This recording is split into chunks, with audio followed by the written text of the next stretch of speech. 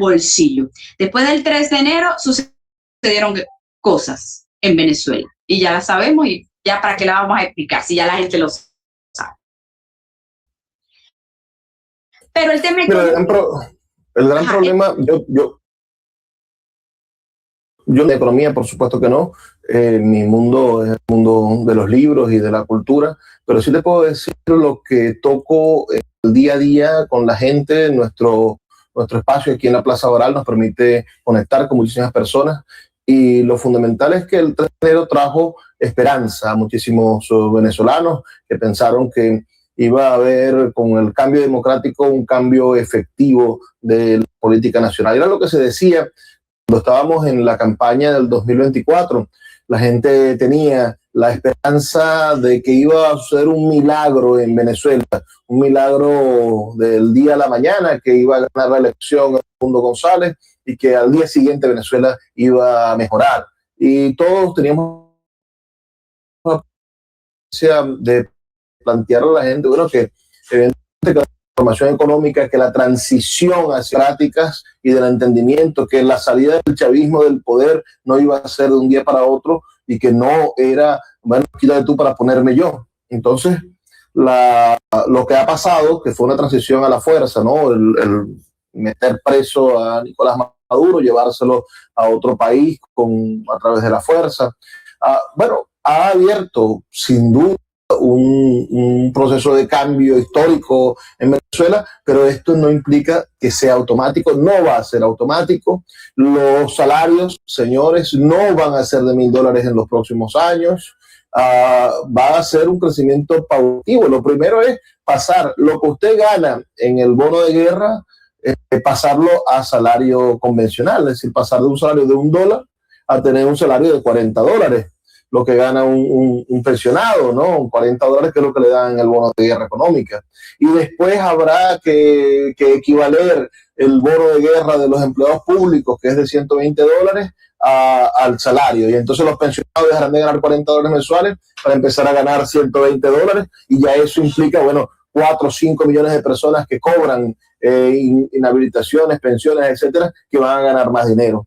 Pero son meses de paciencia, meses de sufrimiento y, por supuesto, meses de oportunidades para volver otra vez a tener un país democrático de debate. Que hoy podamos decir esto, Evelyn, ya es un avance extraordinario. En diciembre y en noviembre, la ley contra el odio era una guillotina en la garganta de quienes quisiéramos expresarnos, y la amenaza de la ley Simón Bolívar y la amenaza de la ley contra no sé qué cosas que estaban inventando, es decir, un montón de leyes que poco a poco fueron cercenando las libertades de los venezolanos, las libertades fundamentales de los venezolanos. Ahora, los derechos económicos los vamos a ir recuperando tanto y en cuanto seamos capaces de entender que es un proceso lento y que salvemos a la transición, porque presionar por una transición acelerada es empujar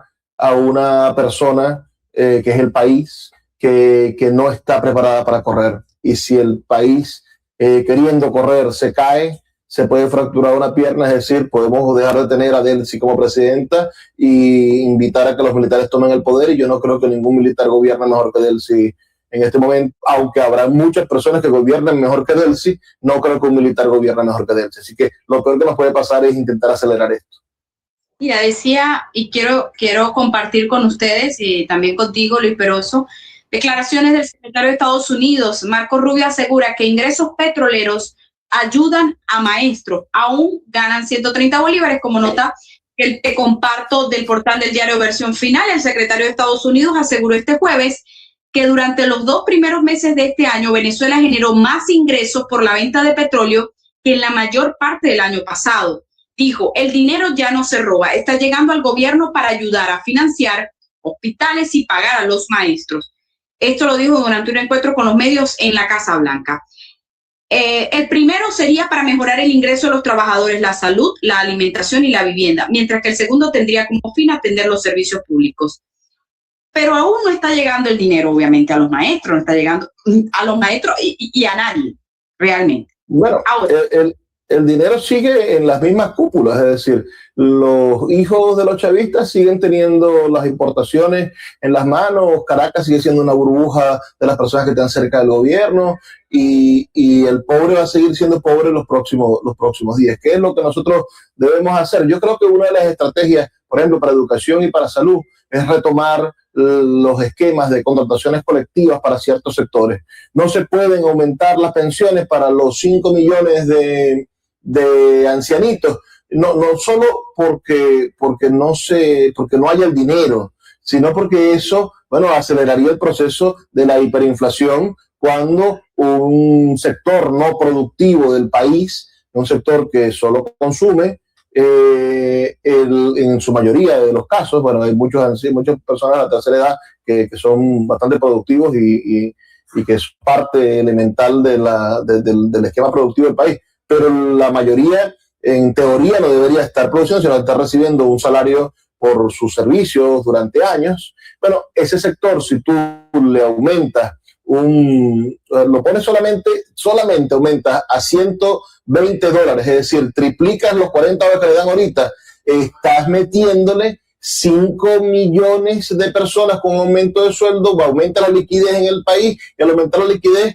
bueno, nos terminamos de caer de nuevo en hiperinflación y volvemos otra vez a un desastre económico. ¿Por qué? Porque la producción del país no sostiene la cantidad de impresión de dinero. No hay suficiente producción de bienes y servicios para poder generar una economía saludable. Pero quienes sí están en el frente de batalla, las enfermeras, los médicos, los maestros, los profesores universitarios, deberían recibir, creo yo, a través de contrataciones colectivas, beneficios económicos para esos sectores, mientras que el país va desarrollando. Si no tengo nada en contra de los pensionados, sencillamente que el sistema de pensiones de Venezuela está quebrado. Eso debería pagarse con el dinero que aportan los contribuyentes que están trabajando en este momento. Debería pagar el fondo de pensiones, y además el fondo de pensiones que ellos mismos pagaron debió haberse invertido sabiamente para que produjera ganancias y no se hizo. Entonces, es mentira que el seguro social exista. Es mentira que el dinero que ellos pagaron durante 40, 50 años de trabajo esté allí. Entonces, tenemos que ser más o menos lógicos y entender que es con el petróleo y es con los impuestos que se pagan esas pensiones, y ahorita no se pueden aumentar. Luis, pero cambiando un poco, no saliéndonos del tema económico, pero fíjate algo.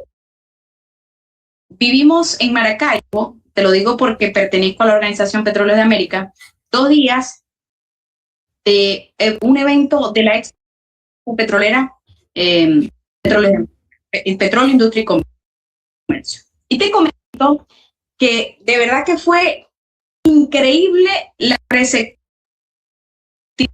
que tuvieron los empresarios y nacionales, por supuesto, pero internacionales se duplicaron. República Dominicana, Estados Unidos, se me escaparán algunos. Arabia Saudí, los chinos estuvieron también visitándonos en el Hotel Cristo. La expectativa es increíble, inmensa después de lo que pasó el 3 de enero, Luis Peroso. Quiero tu punto de vista como ciudadano, como venezolano, como zuliano, de el aspecto político, cómo ves al país de cara a un mediano y largo plazo, Luis Peroso.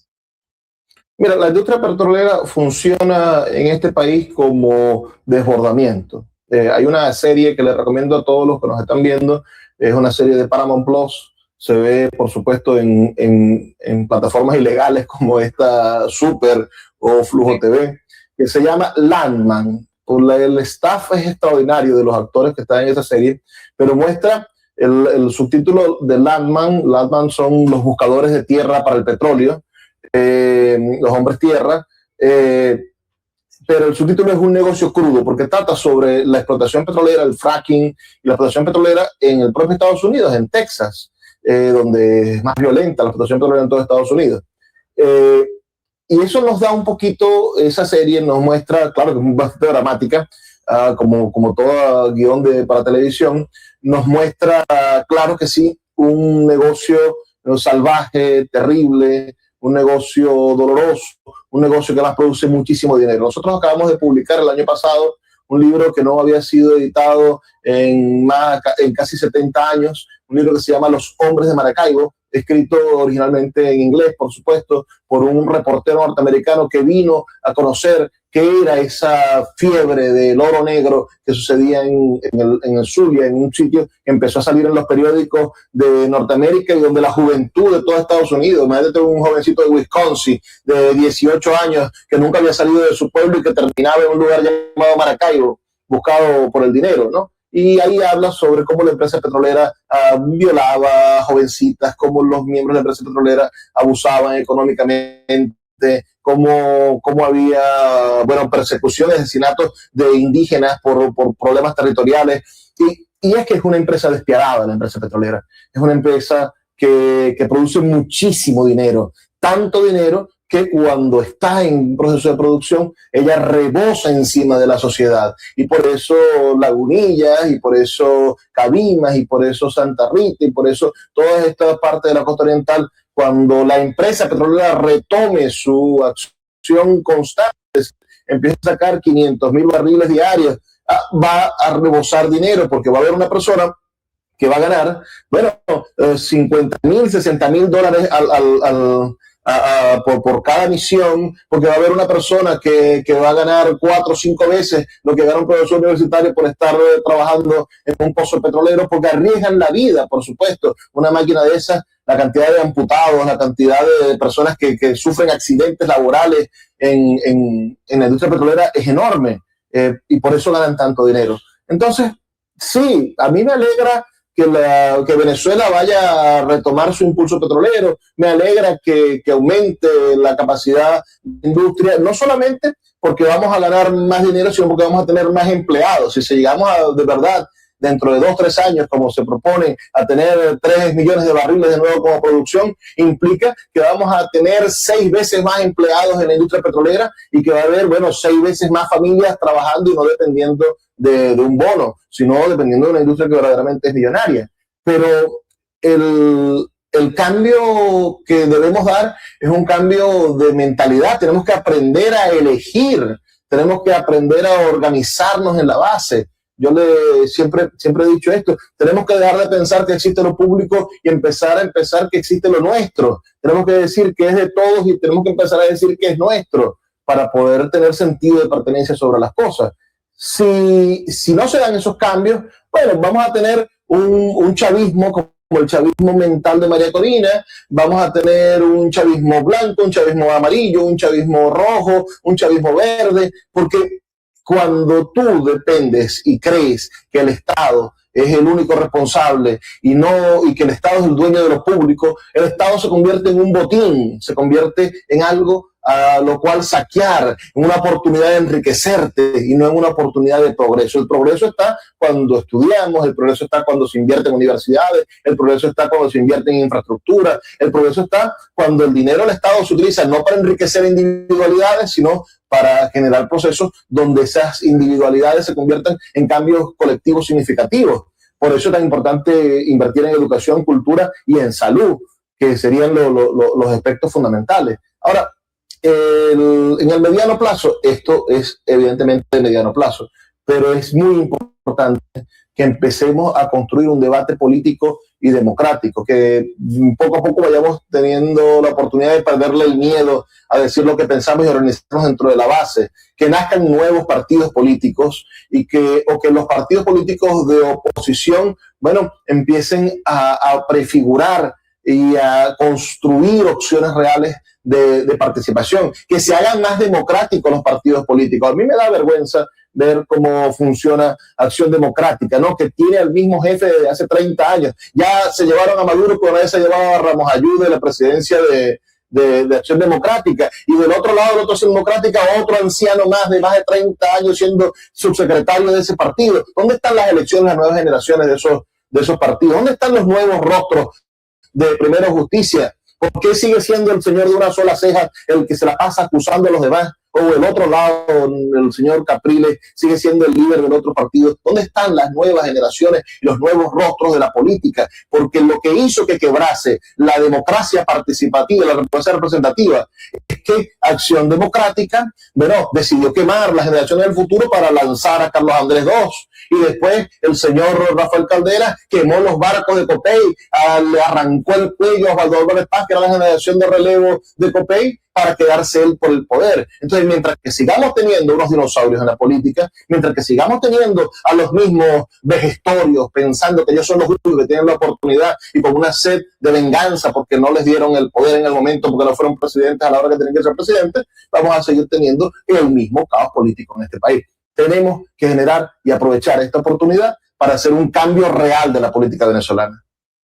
El cambio real para buscar la manera de consolidar, de hacer la democracia. María Corina Machado comentaba, lo decía en los medios.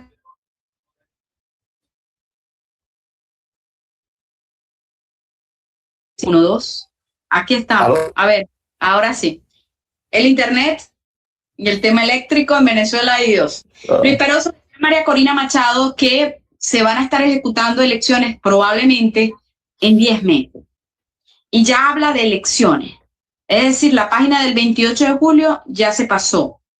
Ella habla de buscar un acuerdo y poder depurar el Consejo Nacional Electoral, pero lo que razonó o lo que me llama la atención es que dijo en 10 meses, cuando acá no existía de ninguna manera que el Partido 20 Venezuela dijera que iban a hacer otro tipo de elecciones, porque era Edmundo González Urrutia el que había ganado las elecciones de ese año 2024. Pobrecito mi país, donde los políticos están más interesados en ser electos ellos, aunque sea de concejal suplente de Tucupita, antes de preocuparse porque a las personas no les llegue el agua. Estamos en un país lleno de políticos hipócritas, y la principal representante de la hipocresía política es María Corina Machado, y a mí me van a decir, bueno, que tú la tienes agarrada con esa mujer. Sí, la tengo agarrada con esa mujer porque definitivamente ella es parte del problema. Es parte del problema porque no tiene ni siquiera un discurso que pueda mantenerse en el tiempo. Si Donald Trump hoy dice que ella tiene que quedarse tranquila sentada en su casa, bueno, no le importa haber dado la palabra que dio, que dijo que en unas semanas estoy en Venezuela. Es decir, estamos hablando de una persona que no tiene ni siquiera ideas propias. Y evidentemente, yo sé que estamos en una circunstancia de fuerza. Se llevaron a Nicolás Maduro y lo van a juzgar y va a estar preso 50, 60 años, el tiempo que esté. Ojalá que venga a pagar cárcel también en Venezuela por los crímenes cometidos. Pero estoy cansado de los políticos que obedecen por sus intereses. Luis Peroso, ¿qué quieres escuchar? ¿Quieres? No, el gran problema es que ya nuestros políticos no tienen ideas, Evelyn, tienen intereses. ¿Qué hace un Nuevo Tiempo, el partido en el que yo milito, que es un partido socialdemócrata? Bueno, sentado en algún momento apoyando a un partido de derecha conservadora. ¿O qué hace un partido de izquierda como Bandera Roja, apoyando a María Corina Machado? ¿Qué absurdo es esto? Es decir, hemos vendido nuestros ideales, hemos vendido nuestras ideas por nuestros intereses. Que hay un interés supremo que conseguir la democracia. Sí, pero ¿a qué costo estamos consiguiendo la democracia? Al costo de que Donald Trump haga lo que quiera con nuestro país cuando quiere que sea el que decida cuándo vamos a tener elecciones y quién va a ser el candidato. Si Donald Trump le dice a María Corina pasado mañana, mira, tú no vas a ser la candidata, la gente que apoya a María Corina se va a quedar callada, porque el candidato va a ser fulano. Entonces el que manda es un bicho que está fuera de nosotros. Mira, ¿cómo se llama? Betancourt se debe estar revolcando en la tumba. Se debe estar revolcando en la tumba a todos nuestros prohombres, porque hoy más que nunca vivimos en un sistema anárquico, pero controlado desde afuera. ¿Les conviene a Donald Trump que en Venezuela no haya orden, que no haya democracia, que no haya leyes, que no haya Estado de Derecho? que haya cierta paz. Bueno, la paz es maravillosa. Yo prefiero, y soy coautor de una idea del cambio en paz. Yo quiero un cambio en paz. Jamás voy a querer la violencia, jamás. Pero tampoco acepto que me vengan a someter a ideas que me pertenecen, que me permitan pensar. Yo quiero ejercer mis derechos humanos, entre esos mi libertad de expresión, que más o menos la hemos estado recuperando gracias a la providencia, estamos recuperando la libertad de expresión, pero también quiero tener mis derechos culturales, mis derechos humanos culturales, quiero tener mi derecho a la libre reunión, quiero tener mi derecho a asociación y finalmente quiero tener el derecho a elegir a la persona con la cual yo esté de acuerdo. Y por eso son tan importantes los partidos políticos, que tengamos partidos políticos con ideas y que abandonemos y señalemos a los políticos que actúan solo por sus intereses. Mira, por acá, por cierto, complementar, políticos que hagan política de verdad, porque la política es hermosa. Siempre lo digo, y todo es política, pero política real, que ayuden, que ayuden. Realmente lo que opino de la política, me encantaría ver una política que construya país y políticos que construyan país. Por acá te preguntan, la profesora Iris Muchacho te pregunta, le pido al poeta Cervantes, le pido al poeta Cervantes qué es. Por favor, que defina qué es el chavismo de María Corina Machado. De ser posible, que enumere 3 aspectos a corregir para que usted lo ubique en otro concepto. Gracias. ¿Qué es el chavismo? Te pregunta la profe María Iris Muchacho. ¿Por qué yo digo que María Corina es chavista? Okay. Porque el chavismo yo creo que empezó a definirse muy fuerte cuando Chávez polarizó a la sociedad. Chávez acabó con el pensamiento crítico en Venezuela cuando generó un partido único socialista y creó una gran estructura de pensamiento único donde los debates, si se dan dentro del século, pero no de fuera de la sociedad. Está prohibido pensar diferente a como piensa el Partido Socialista de Venezuela, Partido Socialista único de Venezuela.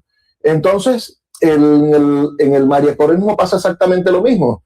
Recuerda aquello de Chávez, de los que no están conmigo están contra mí. Parece que los que están en contra de María Corina no son opositores. Y así actúan los mariacorinistas. Es decir, como yo no estoy de acuerdo con su idea de la política, con su idea del país, con su idea de la economía, con su idea entreguista de los recursos petroleros venezolanos, entonces yo no soy opositor porque no soy mariacorinista. Y este absurdo es idéntico al chavismo. Así funciona el pensamiento chavista. ¿Aló?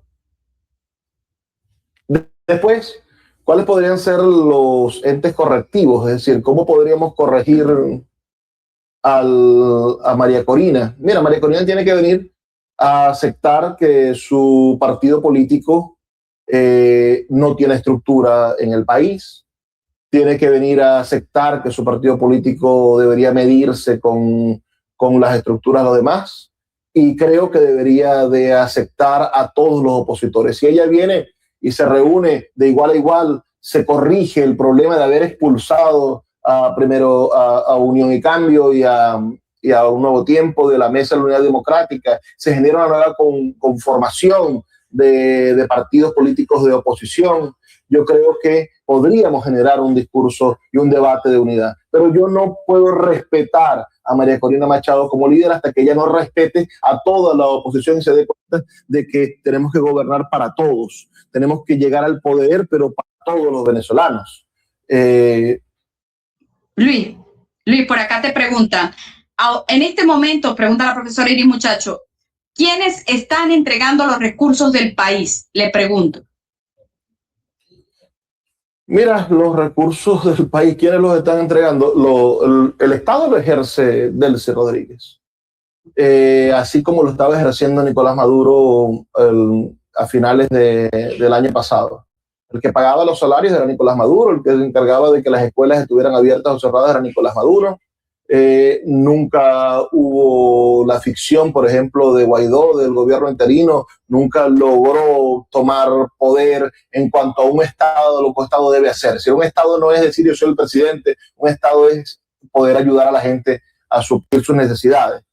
los recursos del país, sobre todo los recursos que nos interesaría que fuesen cuentas claras, como qué hacen con nuestros impuestos. El 16% de todo lo que usted y yo consumimos va a dar un CENIAT, ¿no? Es decir, ¿y qué hacen con mi dinero? No creo que vaya a los hospitales, porque los hospitales están en crisis todavía. Aquí en el Zulia es de admirar cómo el gobernador ha faltado, bueno, un montón de cosas. La circulación lo están terminando de faltar, los barrios, y eso hay que aplaudirlo. Aquí mismo en la Plaza Baral, donde estoy yo, ha iluminado la Plaza Baral. ¿Quiénes ejecutan? Bueno, quienes están ejerciendo el poder, la oposición. Una parte de la oposición, sobre todo la parte de la oposición que decidió no ir a elecciones, la parte de la oposición que renunció al diálogo democrático, que es la oposición de María Corina Machado, no está haciendo, creo yo, nada por la gente que está necesitando. Yo aplaudo lo que hace Nora Bracho, por ejemplo, en la comisión sobre los presos políticos, y cómo han desnudado que hay más de 7.000 personas que estaban presas en este país frente a la hipocresía, la cara dura y asquerosa de los chavistas que decían hace 6 meses que no había ni un preso político en el país, y ahora han amnistiado a 7.000 personas. Estamos en presencia de que le estamos quitando la careta hipócrita al discurso chavista de hace 6 meses. Pero creo yo que los recursos de Venezuela van a seguir siendo manejados por pequeñas cúpulas, mientras que no entendamos que ese dinero no le pertenece al que gobierna, no le pertenece al alcalde, no le pertenece no es dinero público, es el dinero de todos. En esa frase, en esa metáfora, ¿no? ¿Cómo hacemos nosotros para nosotrificar, para convertir en nosotros lo público que es de todos parece de nadie, y en cambio cuando decimos que es de nosotros, bueno, nos pertenece, es la primera persona del plural. Yo pertenezco, esto me pertenece porque es colectivo, me pertenece porque es de todo. La escuela, aunque mi hijo no estudie allí, esa escuela es de nosotros porque es de nuestro barrio y tenemos que defenderla. Y lo mismo con las plazas, y lo mismo con los lugares públicos y con las empresas del Estado. Sí, pero tenemos que despedir nuestra entrevista el día de hoy. Ya estamos a 1:47 de la tarde de este 27 de marzo. Ya, para despedir, ¿qué le podemos decir nosotros? ¿O qué le puedes decir tú a esta gente maravillosa que nos ve, que nos escucha a través de nuestra plataforma en YouTube y el país que queremos? Mira, para finalizar, los invito a actividades culturales, que en eso andamos todo el tiempo. El día de mañana vamos a tener una toma poética de la Plaza Baral. De nuevo, como saben, estamos aquí en nuestro Centro de Acción Poética de Maracaibo, alquiló un local con autogestión en plena Plaza Baral de Maracaibo, y vamos a estar haciendo una toma poética a partir de las 5 de la tarde. Vamos a tener 2 poetas extraordinarios de Machiques que vienen a leer sus poemas, la poeta Isabel Cristina Márquez y el poeta Ender Romero. Van a estar leyendo sus poemas aquí en la Plaza Baral mañana. Vamos a tener un conversatorio sobre los 30 años del Grupo Titilar, y al final el Grupo Titilar, que es un grupo de teatro infantil, familiar, extraordinario, dirigido por el actor William Quiroz, va a presentar una obra que tiene 27 años montando, que se llama Titiriteando. Esto es totalmente gratuito para toda la familia. A partir de las 5 de la tarde hasta las 7:30 de la noche vamos a tener el apoyo de la vigilancia policial, vamos a tener, por supuesto, bien iluminada la plaza, y es totalmente gratuito. Además vamos a tener el patrocinio de los amigos de Café Imperial, que nos van a traer un café de degustación para todos nosotros, de manera también totalmente gratuita, para que nos acerquemos a un proceso cultural. ¿Y qué debe decir a las personas que hoy me escucharon y que piensan, bueno, este poeta es un poeta fatalista? Señores y señoras, lo que hay es que hacer nuestro propio trabajo en nuestras propias casas. Dejar de creer en los mesías, en los que te dicen que mañana se va a solucionar las cosas, y entender que los únicos cambios que valen la pena son los que se hacen con esfuerzo, con trabajo y con sacrificio. Si no le están diciendo que hay que sacrificarse, que hay que esforzarse y que va a tardar tiempo en hacerse, le están mintiendo. Así que deje de creer en cuentos de camino y deje de creer en políticos que se la tiran de magos, cuando realmente lo único que les interesa son sus intereses. Busquemos políticos con ideas. Muchísimas gracias, Luis Peroso Cervantes. Un placer tenerte en A Punto, Luis. Bueno, a esta hora nosotros rápidamente tenemos por acá una información que compartirles a todos ustedes según Noti Ahora. notiahorab.com. Asamblea Nacional aplaza por segunda vez la discusión para aprobar ley de minas. Leemos la nota. La Asamblea Nacional de Venezuela aprobó este jueves 55 de los 130 artículos del proyecto de la ley de minas y acordó aplazar acordó aplazar, como también sucedió la semana pasada, la segunda discusión necesaria para aprobar este instrumento jurídico que podría abrir el sector a la inversión privada. Durante una sesión ordinaria transmitida por el canal de YouTube de la Asamblea Nacional, se dio a conocer, Orlando Camacho dio a conocer la información, revisando todo lo que se ha avanzado hoy y en vista de que aún tenemos temas que abordar para que esta ley quede robusta, tal cual nos pidió la presidenta encargada, Delcy Rodríguez, solicitó que se difiera para una próxima sesión el seguimiento de esta ley de minas. Así que se difiere la aprobación para una siguiente sesión en la Asamblea Nacional. A esta hora tenemos que ir con el Miura. Vamos a ver qué es información en Colombia con Carlos Uzcategui, el Miura.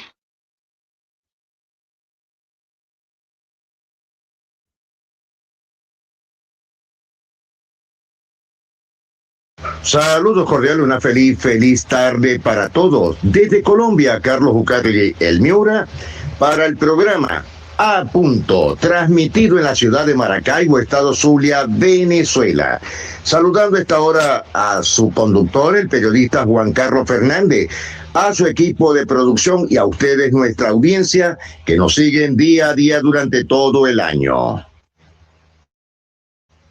Imputaron cargos a la ex asesora del Ministerio del Interior, Juliana Guerrero, por títulos universitarios falsos. Con rituales palenqueros despidieron al periodista deportivo Abel Pérez Casiani. Misa en la frontera colombo-ecuatoriana por un diálogo y solución a la guerra comercial. La imposición de aranceles de hasta el 50% ha reducido el intercambio de productos en la frontera. Otro más. Tras escándalo de presunto acoso sexual, renunció el viceministro de Igualdad, Axan Duque. Le habrían enviado una foto desnuda a una funcionaria del mismo ministerio. Van 168 funcionarios de alto rango del gobierno de Petro que han tenido que renunciar. El ministro del Trabajo inició inspección a medios de comunicación por denuncias de acoso sexual. En el juicio a Nicolás Petro, las declaraciones del hijo del presidente en el búnker de la Fiscalía Nacional no puede usarse en el juicio, así lo indicó su defensa. El próximo 7 de abril será la 5ª edición del Premio al Mérito Deportivo a nivel nacional. Desde la televisora nacional Caracol se indicó que nadie está por encima de la dignidad de otra persona. Así lo indicó el presidente de la televisora Caracol sobre el escándalo sexual. Desde Bogotá, la Contraloría advirtió vacíos en la estructuración de decretos de emergencia económica. Desde la Casa de Nariño, Gustavo Petro insiste en que la antigüedad del Hércules C-130 accidentado en Putumayo pudo haber causado el siniestro. Desde Córdoba, las mujeres no pueden estar encerradas defendiéndose de su victimario. Así lo indicó la diputada Zapata tras el 5º feminicidio en el departamento de Córdoba. La ministra de Transporte activó el plan de seguridad en el Bajo Cauca tras la quema de camiones y bloqueos viales. Pero desde el Ministerio de la Defensa se confirmó que 2 Hércules C-130 saldrán de operaciones muy pronto porque ya cumplieron sus ciclos de vuelo.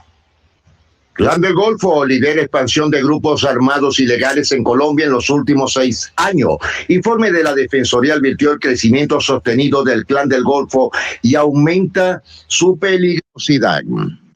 Para finalizar, el gobierno nacional crea bonificación especial con un incremento del 0,4% para maestros de colegios públicos. Les deseo a todos un happy weekend. Estaremos en la próxima semana. Carlos Uzcategui, el Miura, desde Colombia. Saludos cordiales, una feliz Bueno, ya estábamos escuchando a Carlos Uzcategui el Ñura con lo que es información a esta hora en Colombia. Voy a leer algunos mensajes de nuestra audiencia, voy de abajo hacia arriba para compartirles los mensajes. Dice don Víctor Montelimpio, dice don Víctor Crespo, tiene más cara que, bueno, no lo vamos a leer. Último, se escapó Maduro, dice Eddie Díaz. Miguel Bolano, o sea que ese señor nunca va a llegar acá a viejo, acá en la tierra se paga todo. Feliz tarde, Iris, bella como siempre. Le digo yo, bueno, no voy a leer mensajes que tengan adjetivos calificativos, mis queridos amigos. Tienen información, dice Gina Carrasquero, tiene información de 5.000 millones de Delcy, pedirá a Estados Unidos para que libere hacia dónde irán esos recursos. La parte eléctrica es la primera que hay que inyectar recursos. Eternal Drone dice, si la cultura de un país es fuerte, no necesita inversión para mantenerla. Iris Muchacho me escribe, gracias licenciada Evelyn Castro, al poeta Cervantes, de inteligentes cambiar de opinión, un saludo y éxitos. Qué linda, hacerle creer que hizo muy bien, Montelimpio. Dice, ahora este año aguantando hambre por culpa de Delcy, dice Anthony. Feliz tarde, Iris. Bueno, parte de los mensajes por acá, sigo bajando por acá. Acá tenemos, ahora este año aguantando hambre, escribe por acá Anthony, dice Anthony, nada, vale, viva María Corina y pronto en Venezuela. ¿Cuál es el candidato? Que diga el señor cuál es el candidato ideal, dice Monte Olimpio. Pregunto, ¿cómo hace María Corina con los servicios públicos si nunca ha sido gobierno? Dice Isquel Núñez. Anthony se ríe. El alacrán que faltaba, escribe Mariana Balbuena. Ahorita en este momento, ¿quiénes están entregando los recursos del país? Preguntó Iris Muchacho, la profesora Iris Muchacho. Y por acá, Gregorio Núñez dice, Luis Peroso va a irse por las ramas. Lamentablemente toca esperar, seguir a Estados Unidos hasta nuevo aviso, escribe Anthony. Por cierto, perfecto. Voy a leer algo por acá que manejan algunos medios de comunicación. Permítame buscarlo por acá, que por acá lo tenía, o básicamente era una información de una recolecta que van a hacer para pagar a ver, por acá, permítame llevárselo porque esto es interesante. Delcy Rodríguez asegura el despliegue de más de 229.000 funcionarios de seguridad en Semana Santa. El Salvador también aprueba la prisión perpetua para los menores de edad que hayan cometido crímenes. Bueno, lo tenía por acá, pero se extravió. Lo que les quería compartir es, van a hacer una recolecta en dólares, bueno, imagino que en bolívares, porque no todo el mundo maneja dólares, para pagar la defensa del señor Nicolás Maduro. Pero bueno, lo dejamos para, seguro mañana Juan Carlos va a estar ampliando esa información a ustedes, maravillosa audiencia.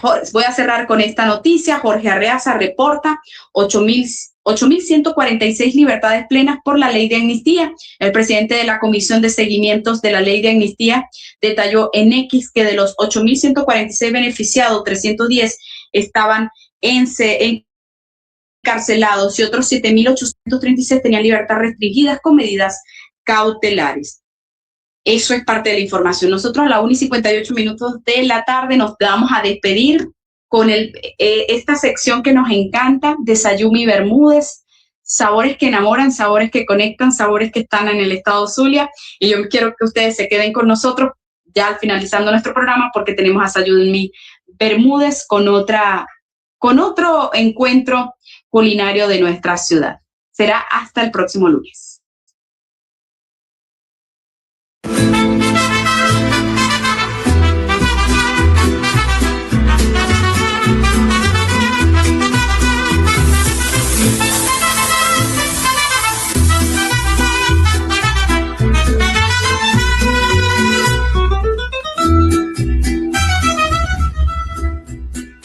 Sabores que que cuentan historias sigue recorriendo espacios que le ofrecen exquisiteces a la ciudad. Hoy estamos en Big House, Maracaibo. ¿Será que Víctor le pone chile a la carne? Acompáñenme. Estamos en este cálido espacio, como su nombre lo dice, la casa de Víctor. Así nos sentimos, en la casa de Víctor. Un espacio que tiene más de 7 años en el mercado, llevando, como lo dije al inicio, exquisiteces a los paladares de las personas que lo visitan, a los maravinos, a los zulianos. Y qué mejor que Víctor, gracias por aceptar nuestra invitación. Qué mejor que tú, que contarnos la historia. ¿En qué momento se empieza a escribir la historia de Big House? Bueno, realmente es la consecuencia de muchos años de trabajo. Mucha gente no conoce que yo inicié a los 12 años de edad en un restaurante familiar que fue llamado y conocido por todo el mundo como Parrilla del Gaucho, frente a la Plaza de la República. Ahí inicié mi carrera sin saber que esto me iba a llevar a cosas tan grandes como ya es Big House, que significa la casa de Víctor, la casa de todos. Y bueno, de ahí la consecuencia de todo lo que aprendí empíricamente, logré plasmarlo en un viaje que hicimos de todo ese tipo de negocios, lo logramos plasmar aquí en Big House. Años de trayectoria, pero también de compromiso, de trabajo. La especialidad de Big House son las carnes. Decía yo al inicio, ¿será que Víctor le pone chile a la carne?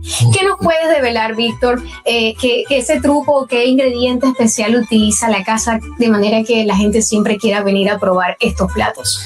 Bueno, es una pregunta que casualmente siempre que me invitan a parrillas o me invitan a algún evento en casa, dicen, no, mira, es que ese es el ingrediente especial. Bueno, realmente yo creo que aquí el ingrediente es el corazón. Cocinamos todo realmente con lo más sano posible. Solo utilizamos sal gruesa. De verdad que para mí el sabor de la carne es propio y no podemos alterarlo con una cantidad de cosas que en algunas partes practican, que se respetan, pero mi teoría no es esa. Qué bueno, qué gusto de verdad poder nosotros compartir un poquito de la historia de este espacio, de tu espacio. ¿Tu plato más vendido en este momento cuál ha sido? ¿En qué te inspira en ello? O si hay algo que lo modifique, ¿tiene algo Big House que ingresar a su menú en los próximos meses? Pero realmente el plato más vendido increíblemente es nuestra ensalada Big House. Es una exquisitez, de verdad. Todos los que la prueban quedan enamorados, pero obviamente la carne la hacemos con mucho cariño y la combinación de ambos es espectacular. Este año que viene Big House sigue creciendo, es muy importante que lo sepan. Ahora estamos a cargo de Room 101, que va a vivir transformaciones pronto, y por ahora sigue siendo un sitio nocturno espectacular donde pueden ir en familia a disfrutar del mismo. Amplías la manera de atender a la gente ahora en 2 espacios. Qué maravilloso, Víctor. Si tuvieses que ofrecer o recomendar un corte, ¿cuál sería y por qué? Para mí, de verdad que siempre los cortes con más gusto son los que están pegados al hueso. Yo pienso que el ribeye es un corte espectacular porque está allí, cerca del hueso. Cuando se deposta sale ese corte que viene entreverado. Se llama ribeye porque inicia un ojo de grasa dentro de la carne y se ramifica. De verdad que eso es uno de los cortes más gustosos que para mi paladar son increíbles. De verdad que al hacerlo un buen término, jugoso, que la gente le tiene miedo al sangrado de la carne, que no es sangre, es mioglobina, pierden de verdad que pidiendo esas carnes a veces bien asadas, pierden toda esa magia que trae dentro de la misma. Bueno, yo en lo particular soy una de las que dice siempre bien cocida. Sí. Pero bueno, es cuestiones de gusto. Gracias, Víctor, por compartir con nosotros parte de tu conocimiento de la historia de Big House. Encantados de nosotros tenerte aquí. Cuando relances Room, que creo que ya no se va a llamar Room, pues también las puertas de sabores que cuentan historias estarán allí acompañándote, siempre llevando todo lo que haga evolucionar y crecer nuestra ciudad. Permítele al público también tus redes sociales para seguirte y en esta Navidad, aparte del plato navideño que trae Big House. Bueno, de verdad que estamos sorprendidos con la cena navideña. Muy bonito lo que hemos vivido hasta ahora. La gente está contagiada, muchos eventos. Estamos disponibles acá en 5 de julio y también en Room 101. Tenemos la misma calidad, tenemos el plato Big House. Hay gente que se cansa ya al final de la Navidad, no quieren plato Big House. También conformamos un plato con 2 proteínas para que puedan también disfrutar de una cena navideña. Lo importante no es la comida, sino el compartir. Entonces, bueno, en cualquiera de las 2 sedes estamos dispuestos. Mi Instagram es @VictorBigHouse y el Instagram de Big House es bighouse.be y Room 101. Cualquiera de los 3 Instagram, estamos atentos para hacerle llegar cualquier presupuesto o cualquier cotización para sus eventos de Navidad. Recuerden seguirnos por Sabores que Cuentan Historia BE en todas las plataformas y redes sociales. Salimos en vivo todos los días de lunes a viernes por A Punto con Juan Carlos Fernández a la 1:50 de la tarde y también por la plataforma Reporte Maracaibo. Esto es Sabores que Cuentan Historia. Hasta un próximo encuentro.